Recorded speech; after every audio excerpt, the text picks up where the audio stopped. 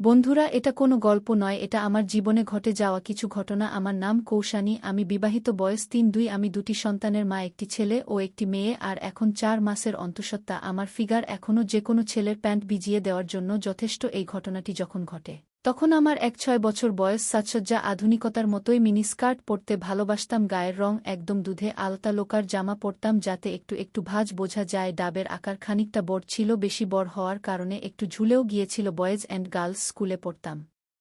সবাই চাইতো আমার সাথে প্রেম করতে, বুঝতে পারতাম মনের থেকে শরীরের প্রেমই বেশি। একসাথে বসে সবাই যখন আড্ডা দিতাম তখন ওদের চোখ থাকত আমার ডাবের দিকে, আর চোখে তাকিয়ে দেখতাম যে ওরা যেন চোখ দিয়ে আমার ডাব খেয়ে যাচ্ছে। আমি অবশ্য মজাও পাইতাম। জামা টাইট হওয়ার কারণে বোতাম মনে হতো ছিটে যাওয়ার অবস্থা। ইচ্ছা করেই আমি টাইট জামা পরতাম। ডাবের বোটা দুটো জামার উপর দিয়ে প্রকট বোঝা যেত। একদিন স্কুল থেকে ফিরে টিউশন করতে গেলাম, একটা ওয়ান পিস ড্রেস পরে গেলাম। হাঁটুর উপর পর্যন্ত বসলে ওটা থাইয়ের উপরে উঠে যায়, যার ফলে নিচ দিয়ে সব দেখা যায়। বাবা আমাকে গাড়ি করে ছেড়ে দিয়ে অন্য কোথাও কাজে চলে গেল। এরপর আমি রাস্তা দিয়ে হেঁটে এর বাসায় গেলাম। স্যারের কাজের মাসিই দরজা খুলে দিল, আমাকে দেখে একটু হাসি দিল এবং বলল, বসো, তোমার স্যার গোসল করছে বলে উনি বাড়ির পিছনে কাজে চলে গেলেন। ঘরে অনেক বই রাখা আছে, সবই বিজ্ঞানের মেঝেতে।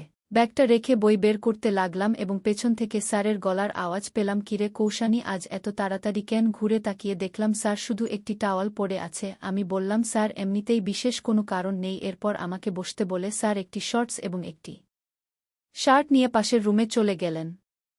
স্যার এখনও অবিবাহিত, কেমিস্ট্রিতে মাস্টার ডিগ্রি করছে, গ্রামে বাড়ি, এখানে ভাড়া থাকে। যাই হোক, একে একে অন্যরাও এসে পড়ল। এর মধ্যে আমার একজন বন্ধু ছিল, ও অন্য স্কুলের, ও গরিব বাড়ির ছেলে। পোশাক পরিচ্ছেদে তা ভালো করেই বোঝা যেত। আমরা যখন স্কুলে টিফিন খেতাম ও তখন চুপচাপ করে বসে থাকত। কেন জানি না, আমার ওর প্রতি একটা দুর্বলতা কাজ করত। সেটা কেন তা আজও বুঝতে পারিনি। যাই হোক, ও আজও আমার পাশে এসে বসল। আমি অনেক কষ্টে ঠাই দুটো চাপা দিলাম, তবে চাপা দেয়ার ইচ্ছে যে ছিল ঠিক তা নয়, ওটা লোভ দেখানো ছিল। স্যার পড়াতে শুরু করলেন।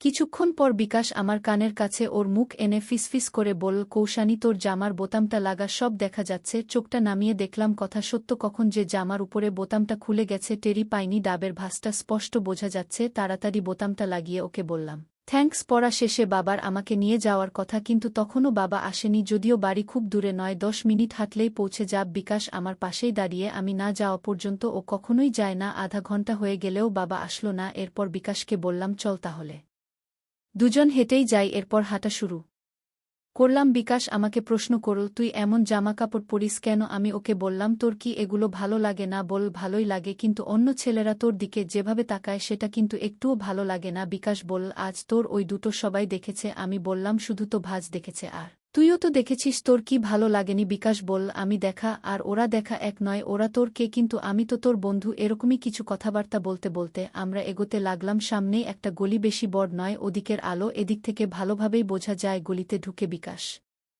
বলল, একটু দাঁড়া, পেশাব করব। পেশাবে অনেক চাপ দিয়েছে বলেই নালাতে প্রসব করতে গেল। আমি দাঁড়িয়ে ওর প্রসব করার স্টাইল দেখছিলাম। আমার প্রিয় বন্ধুরা, এই গল্পের দ্বিতীয় পর্ব পেতে এবং এরকম আরও মজার মজার গল্প পেতে আমার চ্যানেলটি সাবস্ক্রাইব করে আমার সঙ্গেই থাকো। ধন্যবাদ।